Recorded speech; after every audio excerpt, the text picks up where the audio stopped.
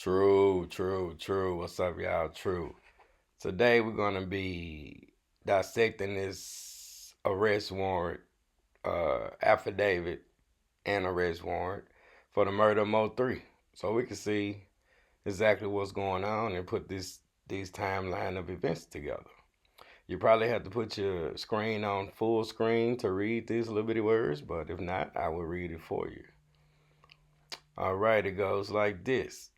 Based upon information received from witnesses that would not be disclosed at this time for their safety and technological evidence. Remember that word. It is believed that suspect Kewon White, on the date of November 11, 2020, committed the offense of murder at South R.L. Thornton Freeway, northbound over E. Clarendon Drive in Dallas, Texas, against complainant Melvin Noble, aka MO3. The facts of this case are as follows. On Wednesday, November 11, 2020, at approximately 11:56 a.m., Dallas police officers responded to a shooting call on South R.L. Thornton Freeway, aka IH-35 East. Numerous witnesses observed complainant Noble, MO3, shot by an unknown suspect with a rifle, who fled in a black Chevy Camaro, northbound on the same 35. Complainant Noble, MO3, was transported to Methodist Hospital, where he was pronounced deceased. Pause. All right, continued. During the investigation of this offense, Detective Christopher Anderson was contacted by a witness, who provided information regarding suspect Kewon White's involvement in the offense. This information was obtained after the Dallas Police Department released still images of the offense to the public.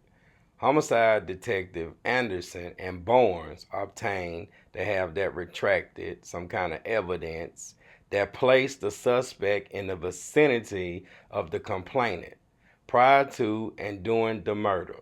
Another retraction, whatever that retraction is, put the suspect at the location where a complainant Noble, MO3, was the previous day and at the scene of the murder. Video was obtained of the suspect which matched the physical description of suspect Kewon White. A witness provided additional information regarding suspect Kewon White that was verified as true. Additional evidence has been collected and maintained by detectives that indicate suspect Kewon White was directly involved in the murder of complainant Noble, MO3. Pause. Right, let's continue. Y'all. Now let's go back up a little bit and address these two pieces of evidence. They have two retracted portions of this affidavit blacked out. But that mean the same thing. But y'all know they blacked out two different pieces of evidence that put Kewon White in the vicinity of the area where MO3 was the before and during. Now we know one of them, according to my sources and according to the police, that cell tower records placed him in the vicinity before, but not during. That means he was in the area the night before, around the time, in MO3 last few hours on this earth. Rest in peace. And then another piece of evidence placed them at the scene during. But both of those pieces of evidence are retracted. So let's assume that the first piece of evidence that's retracted is the cell tower records. Okay, it's another piece of evidence that's retracted. Both of them placing him there before and during. Now, what could the second piece of evidence be? Could it be surveillance video? Let me explain that. You know how you can be scoping out your target or your mark, and you could be unaware that every gas station, every ATM, every house with a camera on it, you can be unaware that you're being recorded while you driving up and down the street doing surveillance. So I think with my years of experience in the game, that's exactly what happened. That's exactly what the second piece of evidence is. But they didn't release everything they know. No homicide detectives can solve a case if they release all information to the public. That would give the suspect time to prepare and give them a heads up. So that is the police report. Now, let's go back that is the affidavit. In the same affidavit, let's go back up to the top. In the first line, when I start reading, they said witness sis with an S. A little further down, they said a witness. A witness. Okay, so obviously it's more than one person talking. We know when they dropped the still image of the suspected shooter with a ski mask on, covering his entire face. That wouldn't stand. That alone you cannot identify nobody with no ski mask on. So, I mean, that's common sense. But who are these witnesses? Yep, it's more than one. We finna get into that. We finna find out who are the suspects that could be telling and who is telling.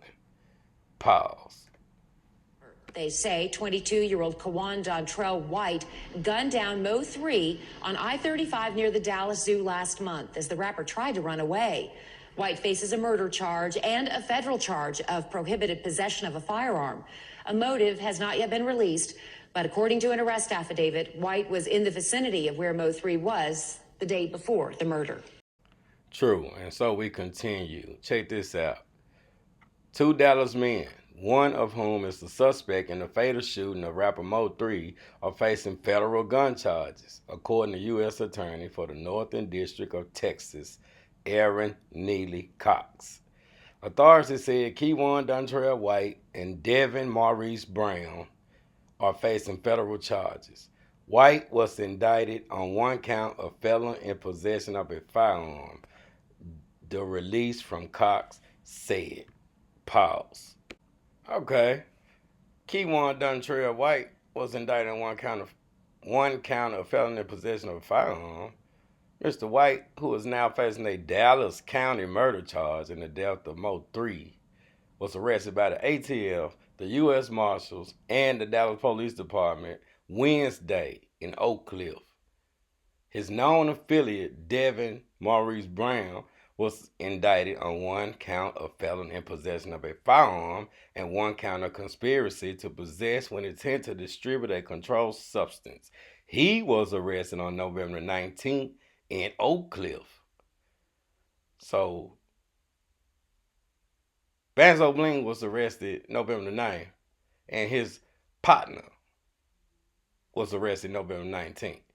Banzo Bling told something. Banzo Bling told something immediately that he sent him to his partner. So, pause for a minute. Just marinate on that. Okay, according to a criminal complaint filed in November, law enforcement discovered a stolen AK-47 in Mr. Brown's closet during a lawful search of his residence. They also found a botanical substance that field tested positive for synthetic cannabis, commonly referred to as K2 or spice, a bottle of multicolored tablets that field tested positive for meth, several scales, baggies, and more than $3,200 in U.S. currency. Now, According to a second criminal complaint filed later that same month, law enforcement discovered a 9mm pistol in Mr. White's pants pocket. Mr. White fled, first on his dirt bike and then on foot, when officers attempted to effectuate a traffic stop. Now, either the motherfucking media is crazy or trying to play, but they got their facts mixed up. How can they word that as if Banzo Bling got arrested after his partner, Brown? They can't. They can't do that. Banzo Bling was arrested the day after MO3 murder. And he went down there and told something. Well, a lot of shit. That's what they holding him for. So he can tell. And that's what the Fed's doing right now. Just building a case. But he telling everything he knows, so he's safe. He ain't worrying about jail. That's why he sounded so happy on the phone. Because, they got his back. So he sent him to his boy. Now that AK-47 that they found, boy, see, I can't find his partner in the federal database or the county database or the state database. So that means if that AK-47 is the murder weapon, no wonder they released the bait, Josie and them. And the little white girl that MO3 was with, boy, this shit about to come to a screeching halt. Now let's continue. Pause. All right, back again, man. Now, police said White, Banzo Bling, was arrested Wednesday, November 9th, and charged with murder. And also a federal weapons violation for possession of firearms by a convicted felon. Criminal defense attorney Ray Jackson, who is not involved in the case, I don't know why he's talking, said other people may be involved and authorities will surely be asking Banzo Bling to name them. Y'all remember that. It's like using toothpaste. You squeeze at the bottom and it comes out at the top. So, you try to get as many people as you can that are involved, Jackson said. The attorney said Instagram photos White posted Banzo Bling, showing him with what looks like guns and money could be damaging for his defense. Social media remarks strongly suggest that MO3 killing was a paid hit from a third party. You think? Especially if it's believed that this shooting occurred as the result of somebody getting paid to kill him, Jackson said. The fact that federal investigators are involved could also lead to a bigger case, according to Jackson, such as an organized criminal enterprise or RICO case. Absolutely, it could be potentially a RICO case with their being paid for murder. So there's no telling where this case could go. All right. Now they say the criminal defense attorney Ray Jackson, who's not involved in the case, they'll be asking Banzo Bling to name the rest of the players in the game. Man, he already started. But let me read this out. Indictments are merely allegations of criminal conduct, not evidence.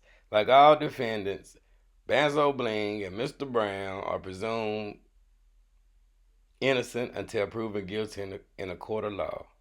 If convicted, Banzo faces up to 10 years in federal prison on a gun charge. Mr. Brown faces up to 20 years on a gun and drug charges. Pause. Well, so y'all tell me what the hell is going on, what y'all think that's going on, because we just broke that down the best that we could, and Banzo Bling, from everything we just went over, is already down there telling. Once again, he's not worried about, remember that phone interview that he did from jail. He happy as a motherfucker because he didn't cut him a sweet deal. And told on their partner, they went got the AK, they went raid the house, they got him. Now he told on somebody, they got the girls, they let them go, put them back out as bait. And boy, they just collecting. The feds, they only gonna come get you after they got rock solid cases on every motherfucker involved. And that's just the way the gang go. But they got the state police and the local police watching your ass. That's when, hence, they just got Yellow B's ass thinking he was riding dirty, which I think he was on his way to Mexico some damn well. You know what I'm saying?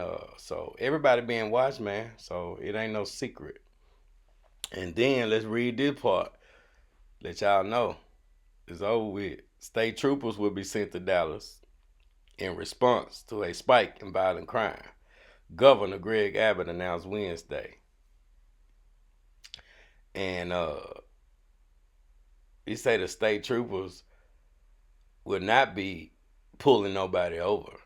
They only sent there to work with the investigators, not homicide investigators. Even though they just left it at one word, you got to assume that they talking about federal investigators. So now they ain't gonna be going door to door. They gonna do what the feds say do. All right. So, well, we knocked that out, man. You know, I'm quite sure y'all be in the comments, but you disagree or you agree. But that's I just wanted to use it as an exercise to give people put this paperwork in your face and let you make your own conclusion. I don't think everybody ever seen the murder warrant or the affidavit, but there you go. So hold on for a minute, y'all. Somebody got something to say. Y'all keeping up so far? Get interesting, honey. So I just came to check on y'all, make sure y'all was paying attention. Y'all stay tuned because after we break this down, I'm gonna introduce y'all to the real Rainwater in this same damn video. So before I go, I think we're gonna do black and gold, y'all. We're gonna rep this true. If y'all can see that. We're gonna do black and gold, and then we can do monogram hats too. We can do gloves, we can do scarves. Yeah, we might even do fucking tattoos. You never know. So y'all keep sending them donations in. As soon as this weather break, I'm trying to rep state to state. We trying to rep state to state because we are different over here at True Results. We do not do bullshit. All of us is real, and we got eyes, and we got a mind. We can think for ourselves. Until then, y'all keep paying attention. Peace. Okay, for the conclusion of this video, I would like for everyone subscribed to True Results to meet who we know as Rainwater. I call him Brandon Rainwater. Meet the real Brandon Rainwater all the way through, and then watch a couple of interviews that Mr. Sincere Rainwater, my bad, Rainwater gave, talking about our dear friend, our beloved partner, MO3, after he died. And then go back to the interviews that Rainwater did with Most Hated Blogger. Go back to all his interviews and hear him speak and add all of this up. And we thought, and y'all thought, y'all knew Rainwater. Rainwater went to school, Mo3 said. Rainwater went to college. He even called Rainwater scary. But Rainwater wasn't scared to breaking nobody's shit. Rainwater was not scared to break into nobody's shit and steal these hard-working folks. And Rainwater got dope charges too. Rainwater is a burglar. Yeah, Rainwater jump bail and everything. Rainwater steal shit. So why he wouldn't steal Mo3's music? Why he wouldn't steal Mo3's money? Meet the Rainwater, y'all beloved friend.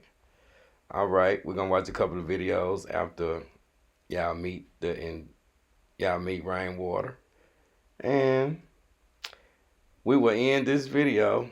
If you ain't subscribed to True Results yet, I think my people would not mind for you to press that subscribe button and turn your notifications on. Welcome to the family. It's a channel like no other channel, and you will see that for yourself. Until then, my day one subscribers, my family, my friends. I love y'all. I'll see y'all next video. Peace.